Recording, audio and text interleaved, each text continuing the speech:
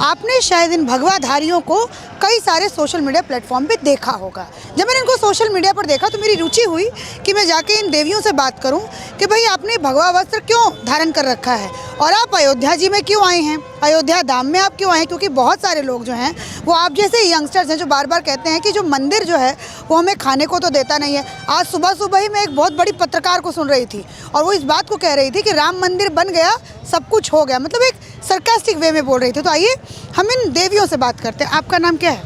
Doctor Sadhvi वाक्षी Bharti. मैं माँ आशुतोषामृत जी की शिष्य हूँ। तो आप कितने साल पहले आपने अपने गुरु माँ को ज्वाइन किया? हमें माँ की अनुभूति 2 साल पहले हुई थी, फिर 6 मंथ्स लेटर, सो 1.5 साल हो गया माँ के सानिध्य में होते हुए। और ये भगवा वस्त्र आपने क्यों धारण किया है? ये भगवा वस्त्र जो है ना, ये साधारण नहीं है। ये जब एक पूर्ण सत्ता पूर्ण गुरु देती है, इसको ज्ञान की अग्नि कहा जाता है। ये जो भगवा होता है, I come from London, from the UK. वहाँ से हम साइकाइट्रिस्ट रह चुके हैं, साइकोलॉजिस्ट रह चुके हैं। I work for a government job quite high up. I used to sit with all kinds of people. Now I've come here and now I'm in Bhagwa. Bhagwa हमने इसीलिए ही धारण किया है क्योंकि जब हम इन चीज़ों से दूर थे, जहाँ हमें रिलीजन के बारे में, रियलाइजेशन ऑफ गॉड जैसे विवेकानंद ने कहा, इन चीज़ों के बारे में हमें नहीं पता था। हमारी बस ये इच्छा थी कि समाज की हम सेवा कर सकें, कि समाज को हम कुछ दे सकें, लोगों की जिसकी मेंटल हेल्थ है उनकी हेल्प कर सकें। ये चीज़ें गवर्नमेंट में जो लोग अनएम्प्लॉयड थे उनको सपोर्ट दे सके, ऐसा हमारा कार्य था। पर माँ ने हमारे जीवन में आके उन्होंने ऐसा दिव्य अनुभूति हमसे कराई। जब हम इंग्लैंड में थे, उनके दर्शन करके, अब यहाँ प्रत्यक्ष दर्शन की बात नहीं कर रहे हैं, she came to me and I realise कि यहाँ ज्ञान मिलता है, यहाँ ईश्वर के दर्शन कराए जाते हैं। फिर हम लखनऊ आए माँ के दर्शन करने।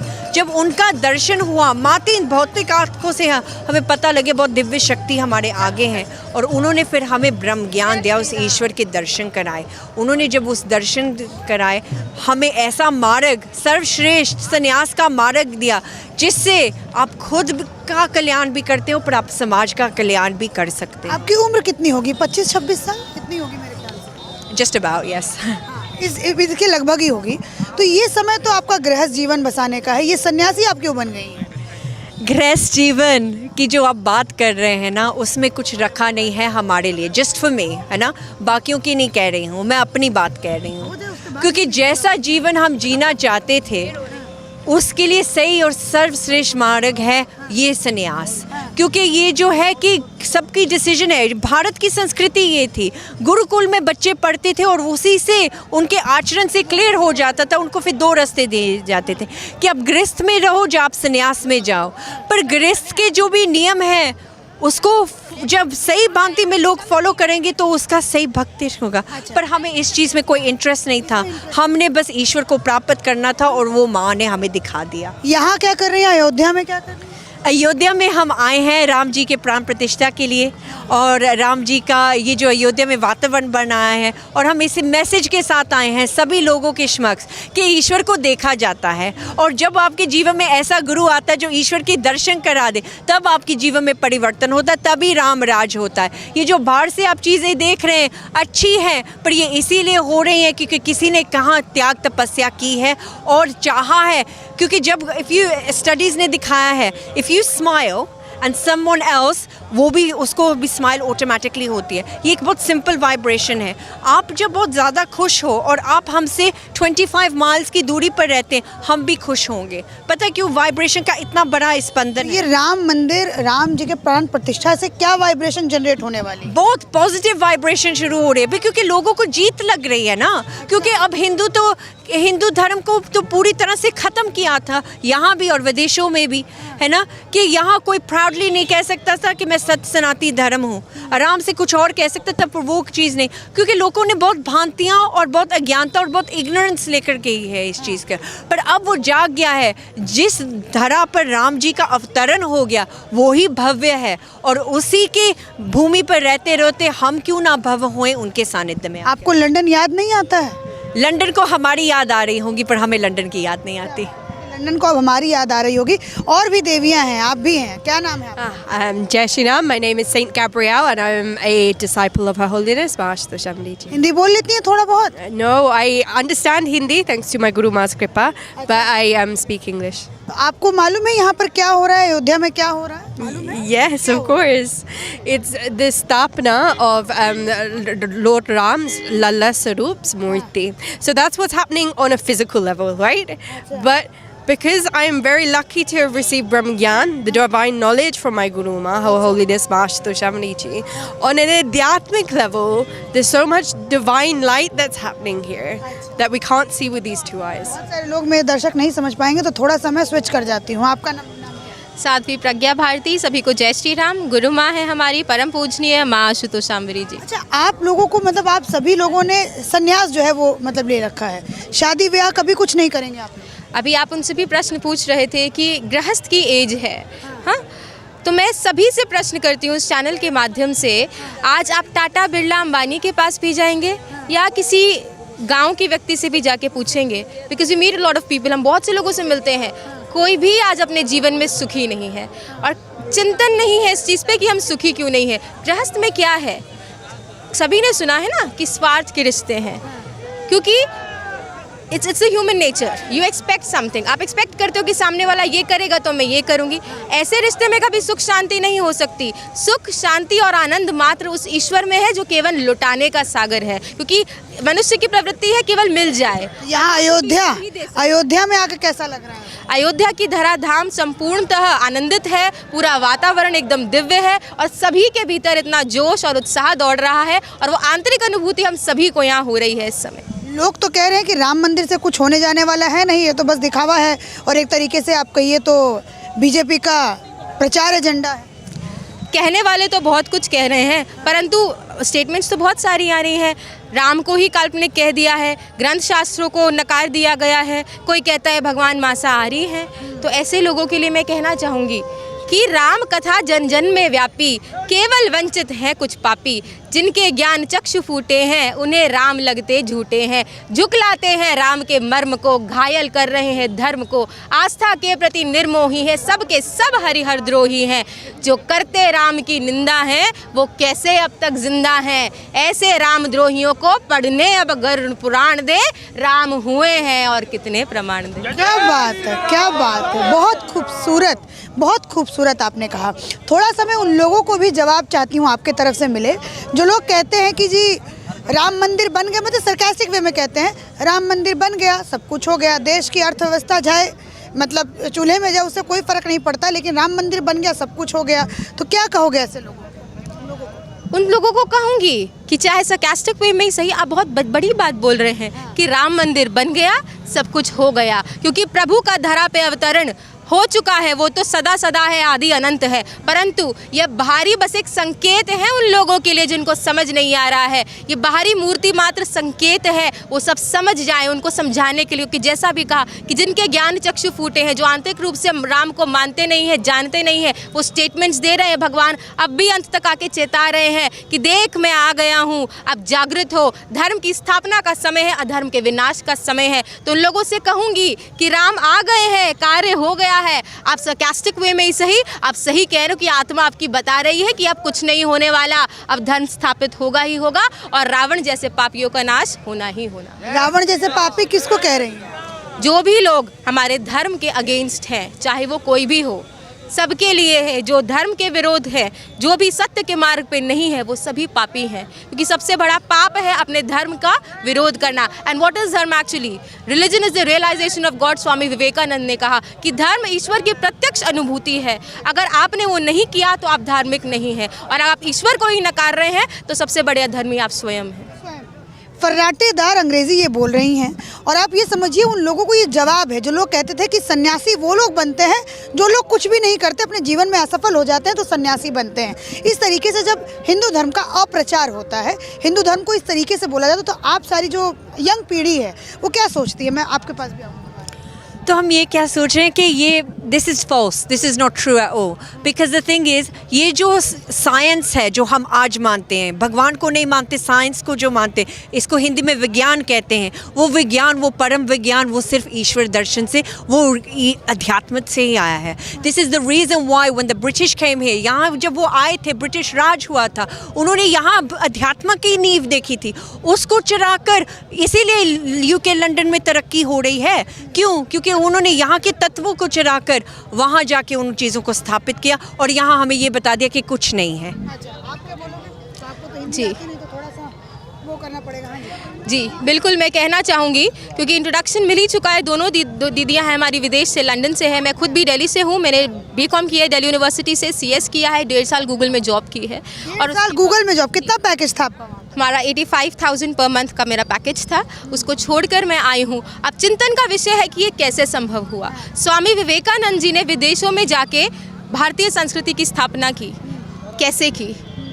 क्वेश्चन, बहुत बड़ा क्वेश्चन मार्क है। इसका जवाब है उनके सतगुरु रामकृष्ण परमहंस जी। जब उनके जीवन में वो आए और उन्होंने उनका ईश्वर का दर्शन कराया, तो वो एक्चुअल जो जागृति है वो उनके भीतर हुई। उनको समझ आया कि ये जो मेरा यंगस्टर हूँ, मैं युवा हूँ, ये युवा मैं इसलिए नहीं हूँ कि इधर उधर जाऊँ, कमाऊँ, रोटी खाऊँ, मेरा यहाँ तक लक्ष्य नहीं है। मेरा लक्ष्य है उस ईश्वर की प्राप्ति जो हम सबका है। तो इसलिए स्वामी विवेकानंद जी के पीछे उनके गुरु का हाथ था, तब जाके वो भगवाधारी कहलाए और इस भगवा की पवित्रता को उन्होंने जाना है। और हमने भी अपने गुरु माँ परम पूजनीय माँ आशुतोष शामरी जी के सानिध्य में इस भगवा की पवित्रता को जाना है और ईश्वर का दर्शन माँ ने कराया है हम सभी के अंतर्घट में। तभी आज सब कुछ छोड़ छाड़ के हम आए हैं। ये प्रश्न बहुत लोगों का होता है, फर्स्ट क्वेश्चन जो भी हमसे मिलता है यही होता है कि सब कुछ आपने छोड़ छाड़ के ये कैसे संभव हुआ? तो एक ही जवाब है कि जिनके शिष्य ऐसे हैं तो उनके गुरु कैसे होंगे? इसमें गुरु की महिमा है, हम लोगों की नहीं। अच्छा, आपको मन नहीं करता कि मैं भी मतलब उस तरीके से रहूं, अलग अलग कपड़े पहनूं, थोड़ा अपने बालों में मैं अच्छे से वो करूं, थोड़ा अपनी खूबसूरती को निखारूं? एक समय था मैं भी दिल्ली में एक मॉडर्न लड़की थी। बालों का जो भी है, एक लड़की की इच्छाएं होती है, ड्रेसिंग करना, ये सब है। ऑफ कोर्स मैं भी एक नॉर्मल इंसान थी, मेरी भी थी। परंतु जब पूर्ण गुरु अपने गुरु माँ के सानिध्य में आई, उन्होंने बताया, उन्होंने मात्र शब्दों में नहीं, उन्होंने समझाया कि यह तन विष की वेलरी, गुरु अमृत की खान, शीश दिए जो गुरु मिले तो भी सस्ता जान। ये तन में केवल विष है विष, और अमृत केवल वह ईश्वर है। उसको प्राप्त करोगे तो जीवन में मुक्त होगे, अन्यथा ये सब तो कुत्ता बिल्ली हाथी घोड़े भी खा रहे हैं, सो रहे हैं, वो सब कर ही रहे हैं। कुत्ता बिल्ली हाथी घोड़े जैसा बना दिया जो गृहस्थ जीवन में है। गृहस्थ का मतलब ये नहीं, अगर गृहस्थ होते हुए भी आप भक्ति कर रहे हैं, हम उनके लिए ये संदेश है ना। खाना, सोना और अपनी सांसारिक कष्ट कलेशों में डूबे रहना, यह एक मानव की पहचान नहीं है। कहना चाहूँगी इसके विषय में, आपने दीदी ने कुत्ते बिल्ली की बात करी। हमारे शास्त्रों में लिखा है, धर्मेण हीनः पशु भी समाना। जो धर्म से विहीन है, जिसको धर्म का नहीं पता, वो पशुवत आचरण करता है और पशु के समान ही अपना जीवन यापन करता है। सारे विपक्ष धर्म को तो वो करते ही नहीं है। तो धर्म की पहचान है जिस सिर्फ शास्त्रों को पढ़ लेना, वेदों के ज्ञाता तो रावण भी था। रावण प्रकांड विद्वान था, फिर क्यों उसको राक्षस कहा गया? क्योंकि उसके पास वो गुरु नहीं थे, वो ब्रह्म ज्ञान नहीं था जिससे वो प्रभु श्री राम का दर्शन करता, प्रभु श्री राम को पहचानता। विद्वान तो रावण भी था, क्यों उसको फिर राक्षस कहा गया? इसीलिए हमारे शास्त्र कहते हैं, वेदाहमेतम पुरुषम महांतम आदित्य वर्णम तमसा परस्तात् तमेव विदित्वाति मृत्युमेति नान्यः पंथा विद्यते अनाया। जो उस परम प्रकाश पुरुष को जानता है, वो अकाल पुरुष को जानता है, वही परम पुरुष है, वही सतगुरु है, और इसके अलावा कोई और मार्ग नहीं है। हमारे विवेकानंद जी ने कहा है, अगर आत्मा है तो उसे महसूस करो, अगर ईश्वर है, आप तुम जानते हो कि ईश्वर है, तो उसका दर्शन करो, अन्यथा ये पाखंड करने से अच्छा है तुम नास्तिक हो जाओ, क्योंकि ये पाखंड सही नहीं है। इसके बजाय तुम नास्तिक रहो, आस्तिक हो। अगर अपने आप को आस्तिक कहते हो तो एक सच्चा हिंदू वही होता है जो सिर्फ वेदों को, शास्त्रों को पढ़ता नहीं है, बल्कि उसे अपने अंतःकरण में जानता है। हमारे ऋषि मुनियों ने वेदों को लिखा नहीं, उन्होंने पहले अपने अंतःकरण में देखा है। वेदों में कहा है, अरे वाह आत्मा द्रष्टव्यो मंतव्यो श्रोतव्यो, श्रोतव्यो द्रष्टव्यो मंतव्यो। पहले सुनो, फिर देखो, फिर मानो। हमारे ऋषि मुनियों ने कहा है, सुनो, हम राम कथा सुनते हैं, भागवत कथा सुनते हैं, फिर उन्होंने कहा देखो, सुनो राम की महिमा, फिर देखो। देखना क्या है? राम को देखो, कृष्ण को देखो, जिनकी आप महिमा सुन रहे हो, जिनकी आप महिमा गा रहे हो, क्या आपने उनको देखा है? स्वामी विवेकानंद जी एक प्रश्न करते थे हर गुरु से के पास जाके, क्या आपने ईश्वर को देखा है? क्या आप मुझे दिखा सकते हैं? हम इस लाइव के माध्यम से पूरी दुनिया वालों को कहना चाहते हैं। कहते हैं हमारी श्रद्धा ठगी गई जी। ऐसे गुरु मिल गए, अरे उस गुरु के बारे में तो ऐसा न्यूज़ आ रहा था, पता नहीं इतने सारे उसके फ्लोअर्स है, लेकिन ऐसे फिर क्यों हो गया। तो हम उन सब के साथ कहना चाह रहे हैं, हमारी गुरु माँ अक्सर एक बात कहती है कि श्रद्धावान लभ्यते ज्ञानम, लेकिन श्रद्धा को भी विवेक की आंख चाहिए। अगर विवेक नहीं है आपके पास तो आपकी श्रद्धा ठगी जाएगी, क्योंकि अगर संसार में असली नोट है तो नकली भी भरे पड़े हैं। आपकी उम्र कितनी है? मेरी उम्र लगभग बताइए। कितनी लगती है आप लोगों को? मुझे तो लग रही है 27-28 साल की लग रही है। बस इतनी है। हाँ ठीक है। अच्छा मुझे एक बात बताइए, जैसे आज आप हिंदू धर्म को कैसा पा रही हैं?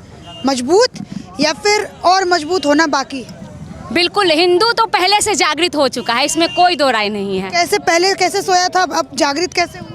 पहले ये था कि अपने श्री राम के प्रति, अपने कृष्ण के प्रति इसका कोई इतना चिंतन नहीं था जितना कि आज है। आज पहले विदेशों में इतना प्रभाव नहीं था हमारे प्रभु राम का जितना कि आज है। आज आप देखेंगे विदेशों में, लंदन में, पेरिस में, हमारी दीदी लंदन से आई है, लंदन में सुंदरकांड हो रहा है, राम जी की यात्रा निकाली जा रही है, रामचरितमानस का पाठ हो रहा है।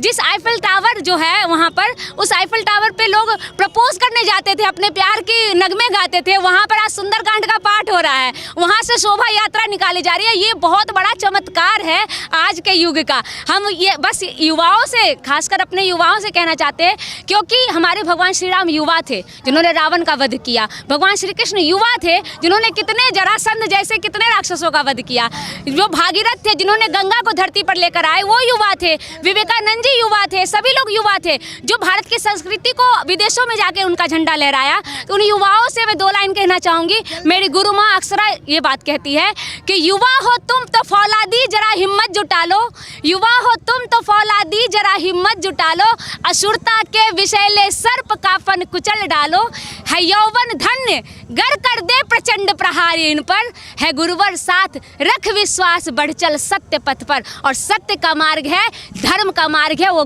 ज्ञान, वो ब्रह्म ज्ञान। अपने भीतर ईश्वर को देखो, जानो, आप दृढ़ तभी होगे, मजबूत तभी होगे। बोलो जय श्री राम। शंख भी बज गया यहाँ पर।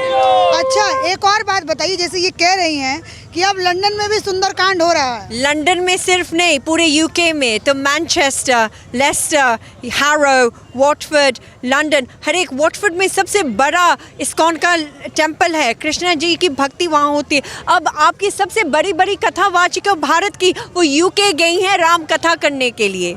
हाँ, तो वहाँ की संगत राम जी की प्रतीक्षा कर रही है, तो यहाँ की भूमि से उन्होंने साधवियों को बुला लिया, राम कथावाचकों को बुला लिया है, और वहाँ सब कुछ और सुंदरकांड हो रहे हैं। ये यहाँ से वहाँ जा रहे हैं विदेशों में कथावाचक, मतलब वहाँ पे राम जी का रस फैलाने, और यहाँ के बहुत सारे ऐसे लोग हैं जो कहते हैं कि राम तो क्या फ़ायदा ये सब इतना खर्चा, फिजूल खर्ची करने से। क्या राम जी ने अपना पूरा स्वर्ग छोड़कर हमारे लिए अपने लेवल, हमारे लेवल पर आके इस धरा पर जन्म ले लिया।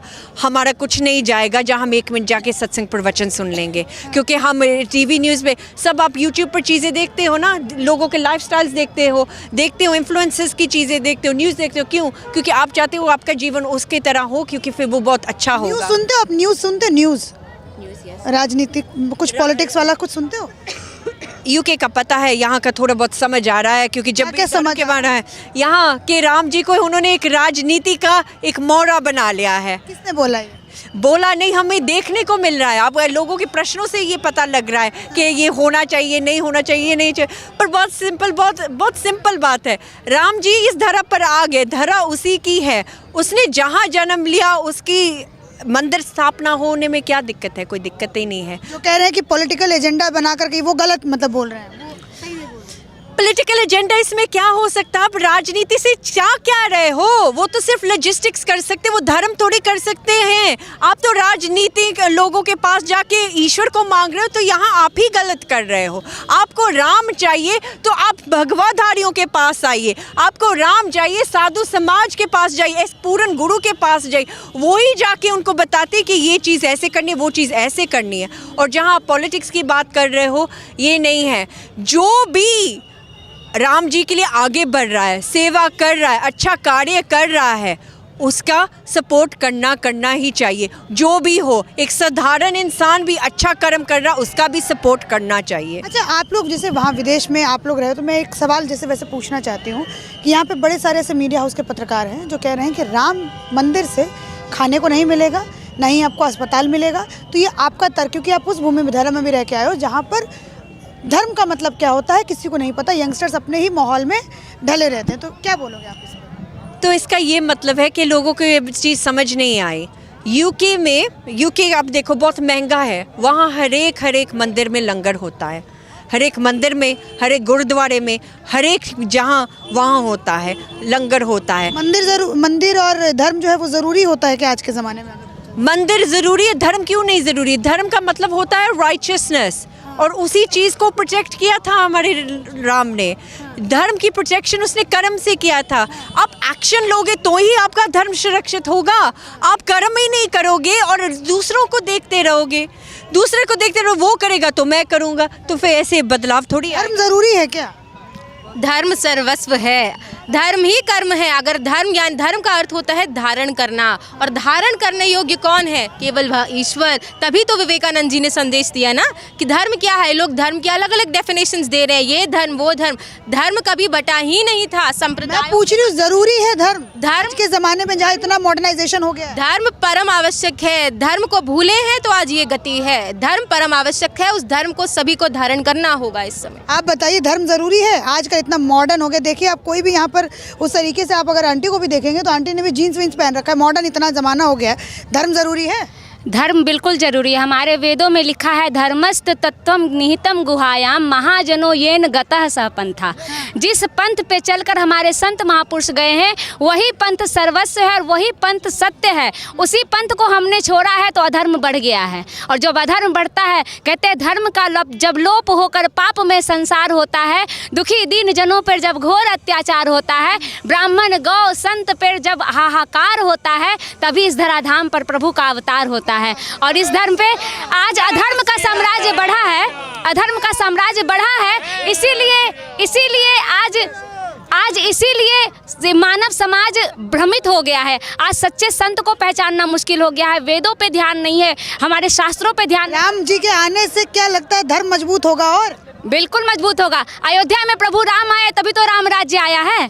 उसके पहले तो सभी अयोध्या मृत समान हो गई थी। दशरथ जी की मृत्यु हो गई, सारी अयोध्या शोकमय हो गई थी। लेकिन जब प्रभु राम आए उसके बाद दिवाली मनाई गई, खुशियाँ मनाई गई। और हमारे प्रभु राम भी आए हैं और फिर अभी सबके भीतर दिवाली आएगी, सबके। लेकिन प्रभु श्री राम सिर्फ बाहर के मूर्तियों में स्थापित करने के लिए नहीं है। हमारे संतों महापुरुषों ने कहा है, ब्रह्म सत्यम जगन मिथ्या, वही एक सत्य है। और प्रभु श्री राम को अपने अंतर्घट में जानो। अर्जुन तो बाहर श्री कृष्ण का सानिध्य प्राप्त कर रहे थे, लेकिन भगवान श्री कृष्ण को क्यों जरूरत पड़ी ज्ञान देने की, अर्जुन को अपना विराट स्वरूप दिखाने के लिए? क्योंकि अगर आप धर्म की लड़ाई करना चाहते हो, अगर आप चाहते हो धर्म का साम्राज्य खत्म हो, तो आपको अपने भीतर श्री राम की मूर्ति, श्री राम को स्थापित करना पड़ेगा। भक्तों ने कहा, जानी जानी रे राजा राम की कहानी। तो इसके लिए आपको एक पूर्ण सदगुरु का सानिध्य प्राप्त करना पड़ेगा, तभी हम राम जी को जान पाएंगे। आपसे तो कुछ भी बातचीत नहीं हुई, बस आखिरी प्रश्न पूछ लेती हूँ, कैसा लग रहा है अयोध्या में? अयोध्या में बहुत अच्छा लग रहा है, बहुत सुंदर है, पहले से बहुत सुंदर है, जिसकी विवेचना शब्दों में नहीं की जा सकती है। आज के समय में अयोध्या बहुत अच्छी है।